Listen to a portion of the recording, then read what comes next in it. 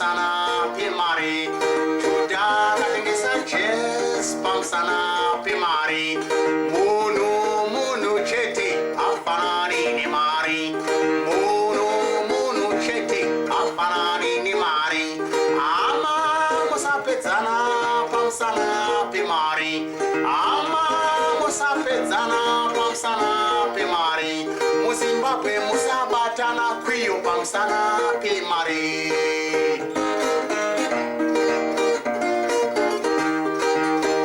Zvinowanikwa nyore munhau dzeBhaibheri Magwaro maSunday. Ungano hwaJudas Iscariot akatengesa Jesu pamusana pokuda mari. Ndo zvinoita nhoroondo yeBhaibheri.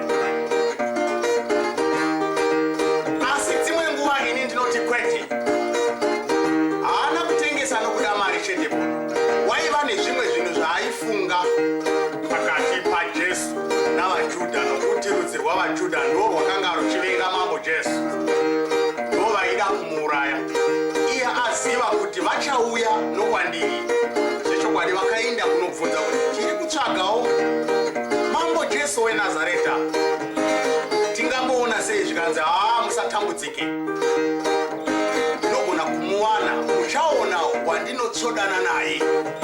Saka vakaramba vakatarira, vakazoona pavaitsvodana, vakaona kuti iye watanga tichitsvaga. Vakapangana mari yataidaidza kare kuti 1 pound 10 or 30 shillings. Iye zvino nekuchinja kwechirungu vari kudaidza kuti $3. Ndiyo mari yakafira mambo Jesu. Zvino hazvigoni kuti zviitike neimwe nzira. Ini ndinobvunza kuna vanhu vose kuti chikuru chiko, ivhu nemuti? Ini ndinoziva kuti chikuru ivhu, nokuti muti unomera pavhu. Zvinosaka munhu wakabva pana Jesu, hazvigoni kuti pawabva ukutengesa ipa unotengesa sei. Simba ratinofamba naro ndera Jesu. Asi nokuda kwenhoroondo kuzadzisa kuti tigoonekwa uzivi hwedu, zvakaita kuti Jesu atengeswe naJudas Iscariot. Vamwe vanotadza kuziva kuti chinhu chakatanga panyika chii. Vamwe vanoti kwete, Adhamu ndiye munhu wokutanga. Kwete, chinhu chokutanga ndi Jesu, pasina ivhu repasi kana makomo namatsime zvisati zvavapo. Jesu wakanga avapo. Izvi unozviwana pana Zvirevo 8:22. Ndipo pauchaona chinhu chokutanga pamaoko aJehovha chakasikwa kare. Mweya waJudha ngaubve kunesu. Mweya waJudha ngaubve kuZimbabwe. Judha akatengesa Jesu pamusana pemari. Judha akatengesa Jesu pamusana pemari. Munhu chete afanani nemari. Munhu chete afanani nemari. Icho ichokwadi. Munhu chete afananidzwi nemari, nokuti mari, ivhu kana kuti matombo inogadzirwa nezvinoonekwa. Asi kugadzirwa kwomunhu hakuna rondedzero. Hongu kunozivikanwa chaizvo, asi hakuna rondedzero yakafanana nevhu. Ndo zvandinoita ini, ndo maziviro angu. Kusati kuri kwokuti ndinoziva kupfuura vose vose, asi kukanganisa ndiko kunaka kwezvimwe. Honzi navakuru, warevevi wareva uya, ukatadza zvinhu wati zvinake. Mweya waJesu ngaubve kunesu. Mweya waJudha ubva kuna vanhu. Tiri kudzingwa kuti tirege kuita mweya waJudha kana waRegioni, wakaita mweya minomwe yakapinda munguruve nezvipfuwo. Ngative vanhu vanoziva chinangwa choupenyu. Woti wakuda mari wouraya vamwe. Ndiani anoti akohwa mbeu mumunda make, ochera gomba rokuti mvura ipaze munda, unotochera madhireni okuti munda urege kupazika. Zvino isusu tiri kutsvaga mari, touraya munhu wacho kana tawana mari pari. Kana kushayiwa touraya, tichazoiwana kunani kana tichiuraya vanhu?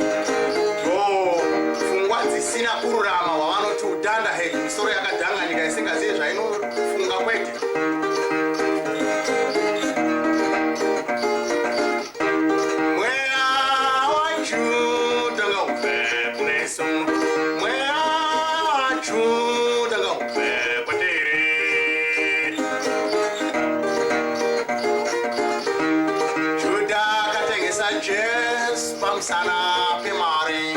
Juda akatengesa Jesu pamusana pemari.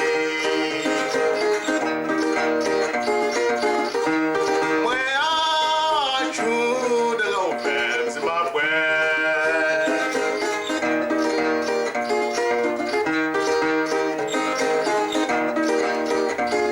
Jesu waitaura zvinhu zvinotevera zvichiita nenguva idzodzo nokuti ndiye waiziva nguva yazvichaitika, so ndiye muridzi wazvo.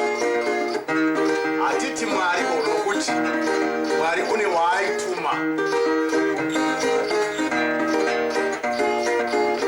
Vanhu vanotadza kuziva kuchinja kwezvinhu, asi ini ndinoziva zvimwe shoma shoma. Hakuna ngirozi yatichaona muZimbabwe dzakaonekwa navaIsraeri kare kare, asi ngirozi dzacho dzandokutaura dzakawanda. Iye zvino tina mapristi, ndidzo ngirozi dzokudenga vakapuwa simba rokuparidza zvoukuru hwaMwari. Ndidzo ngirozi, kwete chinhu chinoshamisa kudai zvaitirwa vaIsraeri vekare kare. Ineni kuziva kwangu kunoti vatumwa chaivo tinavo, sokuuya ukaita Jesu achiuya pavanhu. Vanhu vaita zvokupenyerwa vachitya. Iye zvino handigoni kutya nokuti fata ndinogara naye, anondudza zvandinonzwa nokuti ndinomuona achifamba, kuti zvirerukire isu vasingazivi. Saka musati vatumwa vanobva kupi tichazovaonazve nenguva inotyisa. Kwete, vatumwa munavo.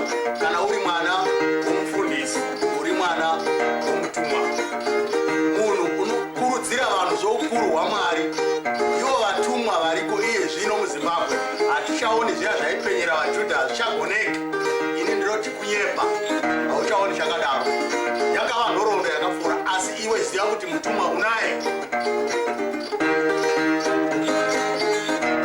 Ndo zvinoita mharidzo yangu ini, dzangu hakata dzinorova dzakananga ipapo.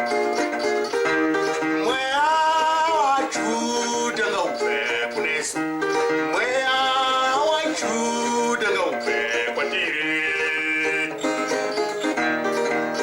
Kana ndichimba ndichiti mweya waJudha ngaubve kwamuri, ko ini ndakaubvisa here? Ndinoziva sei?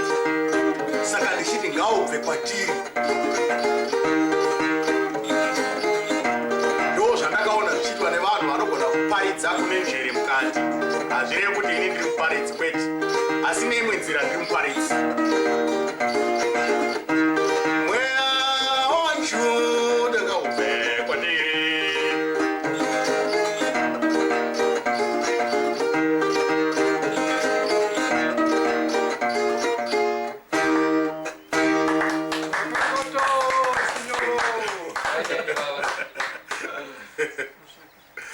Could we have another one? Of course.